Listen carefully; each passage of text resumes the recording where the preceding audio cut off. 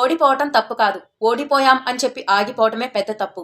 ఒక్కసారి ఓడిపోయారు అంటే మీరు ఓడిపోయినట్టు కాదు. తిరిగి మళ్ళీ ప్రయత్నించండి. ఓడిపోవటం ఒక సిచ్యువేషన్, కానీ ఆగిపోవటం నీ డెసిషన్. మీరు ఆగకుండా ఎప్పుడైతే ప్రయాణిస్తారో మీరు సగం విన్ అయినట్టే. అయినా ఫెయిల్ అవ్వకుండా సక్సెస్ అయిన విజేతలు ఎవరూ లేరు. పడకుండా నడవాలి అంటే మనం ఇంకా పాకుతూనే ఉండేవాళ్ళం. మనకున్న ఇంకో భయం ఏంటో తెలుసా? అందరూ ముందుకెళ్తున్నారు, మనం మాత్రం ఇక్కడే ఉండిపోతున్నాం. లైఫ్ అంటే రేస్ కాదండి, ప్రయాణం. ఎవరి ప్రయాణం వాళ్ళది, ఎవరి దారి వాళ్ళది. ఎప్పుడు పక్క వాళ్లతో కంపేర్ చేసుకోకండి. గడ్డి పెరిగినంత ఈజీగా పూల మొక్క పెరగదు. వాళ్ళు జస్ట్ పెరగాలనుకుంటున్నారేమో, కానీ నువ్వు బ్లూమ్ అవ్వాలనుకుంటున్నావు.